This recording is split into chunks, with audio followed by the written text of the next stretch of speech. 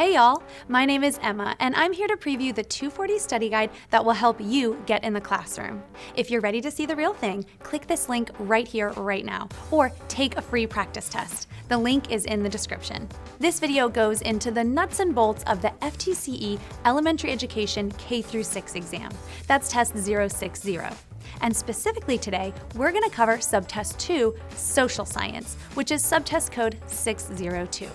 In this video, we're going to discuss 3 things: what content will be covered on the test and how to study for it, the most likely concepts or themes that you'll see on the exam, and we're going to end with a few practice questions. Subtest 2 is around 45 questions, and it's broken into 5 sections called skills or competencies. We're going to hit some of the key concepts in each competency, and we'll look at some tips for how these topics might look on your exam. Let's jump in. Competency I is all about effective instructional practice. Think pedagogy. Like the tools you use to build a strong frame on a construction project, this skill is essential. Teachers need to understand how to plan, select the best instructional strategies, and know how to manage a classroom, in addition to knowing the subject area content. Let's break it down. A unit should always include pre-assessments or diagnostic assessments, formative assessments, and summative assessments. Here's a helpful hint. Formative assessments inform instruction by assessing student progress toward the learning objective throughout the unit. Summative assessments sum up students' performance on the learning objective and are given at the end of the unit. Now, every lesson should include a learning target. What should students understand at the end of the lesson? Direct instruction. This is where the teacher directly teaches a new concept or skill, either in whole group or small groups. Some type of formative assessment. These can be formal or informal assessments that help the teacher understand how well students are grasping the learning. And finally, a closing, in which the learning target is reiterated and students have an opportunity to reflect on whether or not they met the target. Let's take a look at an example to help understand what those vocabulary terms actually mean in a classroom setting. Take a look at this example lesson. As a part of the planning process, the teacher has determined the learning target. In this case, at the end of the lesson, students should be able to identify causes of the American Revolution. The class session will start with a mini lesson, which is 5 to 7 minutes, in which the teacher will provide the learning target to students, deliver the new content, and provide directions for the day's activity. Next, the students will complete an activity to reinforce the lesson's content, in this case, a graphic organizer about causes of the American Revolution. This allows the teacher a chance to do an informal formative assessment to check students' understanding and progress on the learning target, and provide additional instruction where needed. Finally, students will be given the opportunity to share one thing they learned and self-report whether they've met the learning target by showing a thumbs up, down, or sideways. Having concrete examples is always helpful. The materials in our study guide put the complex pedagogy vocab side by side with real-world examples, so you can nail these instruction questions like a pro. Whew, that was some hard work. Let's move on to a new tool from our toolbox, Competency II, History. This competency focuses on change and continuity over time. Here's a tip. When studying human history, it's important to frame all events in terms of cause and effect. Remember, events are always shaped by the chronology of when they occur. Now, obviously, history is a pretty big topic, but don't worry. Our guide has broken down the standards of your exam to isolate the key topics that are most likely to appear on your test. For now, we'll zero in on ancient history, specifically ancient Chinese history and innovations. This topic is likely to appear on your test, so let's dive in. China is pretty big, and the physical geography of China created the conditions to support both farming and nomadic civilizations in ancient Chinese history. The Yellow River Valley was fertile and easily accessible, which allowed the eastern area of China to develop a permanent civilization. However, Western China remained nomadic because the land was arid and difficult to farm. It's also important to note that, because of the Himalayas, China was culturally isolated from other major civilizations of South Asia. Let's look at this again in terms of cause and effect. Here's the same information, laid out in a cause and effect style. This is an amazing way to help students grasp chronology and history. When talking about ancient China, history questions often focus on influential innovations like silk, tea, paper and block printing, gunpowder, and the compass. That history topic sounded a lot like another social studies discipline. Oh, look at that. We've made it to Competency III, Geography. Geography is one of those connecting disciplines that ties the physical world we live in to aspects of our history and culture. Let's dive into a key concept that really nails all of this together: human adaptation to and of the environment. And let's take a sneak peek into the study guide and check out a video clip.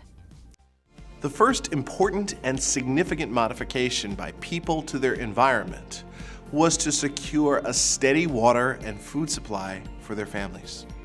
The first settlements developed near rivers where water was in abundance. While the traditional cultures continued to follow migrating animals while living on meat and seeds, more adventurous tribes took advantage of changes in the environment and over time learned how to harvest crops. As farming grew more popular, a location near the river became even more important. Remember that the 240 guide is full of this sort of stuff, so subscribe to make sure you have what you need to pass. Congratulations, we're more than halfway done. Our construction project is looking pretty sturdy, but it's not quite done yet. It's time to shift into our next competency, Competency IV, Government and Civics.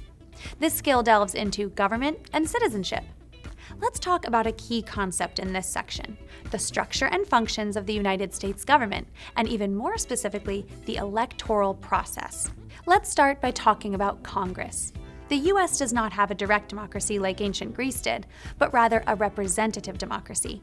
That means we elect representatives to Congress who write and vote on laws instead of individual citizens voting on each law. Congress is made up of two chambers, the House of Representatives and the Senate. Members of Congress are elected by a majority vote by their constituents. So that's pretty straightforward, but the system for electing presidential candidates is a little different. Let's take a look. Presidents are not elected by a simple majority vote. Check out this graphic that shows the process that a typical presidential election follows. You've got a series of primaries and caucuses and conventions before you finally get to vote. Once the top choices from each party are determined, it's time to vote in the general election. And that is where the Electoral College comes into play. The Electoral College is a body of delegates from all 50 states who officially elect the president. It's complex, but we'll talk through a simplified explanation together. In the Electoral College system, the people cast ballots for the presidential candidate of their choice, but that vote does not officially elect the president. Based on the initial vote, a slate of electors is chosen in each state, who then cast the final vote to elect the next president.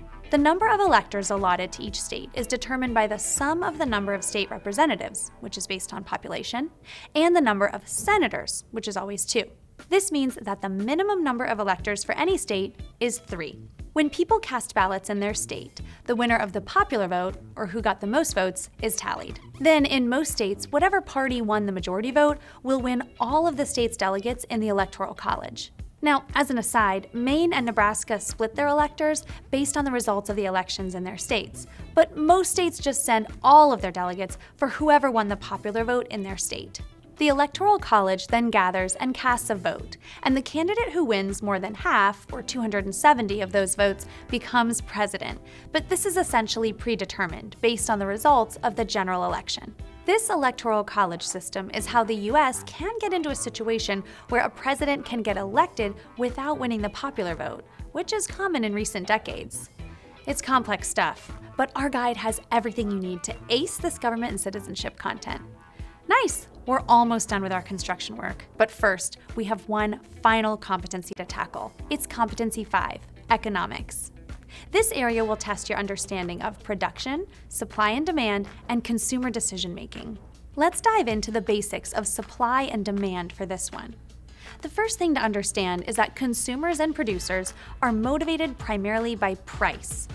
Price is determined by 2 factors: supply, which is the amount being made by producers, and demand, which is the amount being asked for by consumers. The law of demand states that as the price of a good increases, the less quantity of the good will be demanded. For example, if the price of a computer increases from $100 to $1,000, then fewer people will buy it. The law of supply states that as the price consumers are willing to pay for a good increases, a greater quantity of the good will be supplied. If gum increases from $1 a pack to $10 a pack, and all other factors remain constant, then suppliers would supply more gum into the market to make more money. A market is considered to be in equilibrium when the quantity supplied is equal to the quantity demanded. This is easy to see when both supply and demand are graphed together. Now let's look back in time to supply and demand in economic history. Throughout the 16th to 18th centuries, mercantilism guided economics in Europe. Mercantilism is pretty complex, but a core concept was that colonies were meant to increase the wealth of their parent countries through the exploitation of natural resources. The idea of mercantilism focused heavily on a country's colonies exporting more than importing. As a result, the global economy grew unevenly and became increasingly dependent on trade. So there's another interdisciplinary connection to round out our project. History, geography, government structures, economics, it's all connected. And that's it, 5 competencies down. Look at all the skills you've built.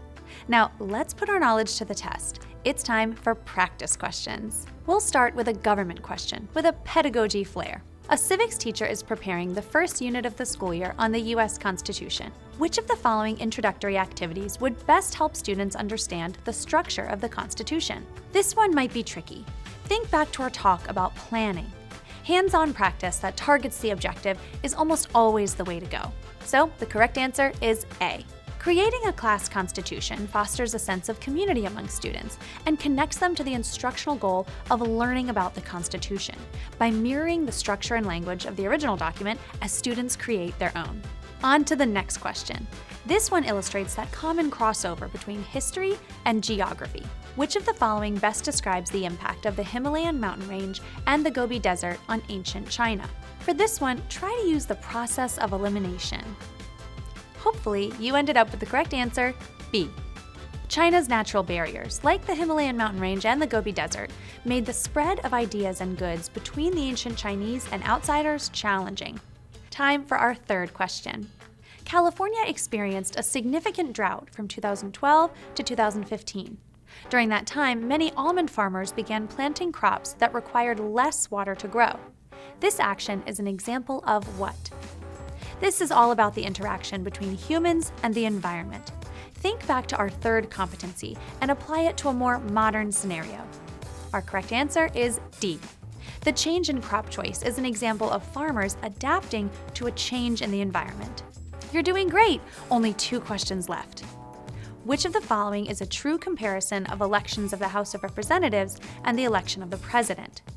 Think about our discussion on the U.S. electoral process. With that in mind, the correct answer must be C. Okay, here comes the last question. Let's jump into economics. An increase in the price of cabbage will result in which of the following? Remember those charts we looked at earlier? Think back to how price, quantity, and demand relate to each other. The answer is A. An increase in price will lower the quantity demanded of a good. Amazing work, everyone. You have officially completed our construction project. I think you're ready to ace Subtest 2 of the FTCE Elementary Education K-6 exam. Congratulations on finishing the video. If you found it helpful, give it a like. But there's still plenty more to learn. Did you know that our study guide has hundreds of practice questions? If you really want to make sure you're prepared for this test, take the next step and subscribe to the 240 study guide. It has hours of videos, so you can watch or listen while doing chores. It's test aligned, so you know precisely what you need to study. And it has hundreds of practice questions, so you can be sure you're ready. And best of all, it has the money-back guarantee. So click the link below right now to get started.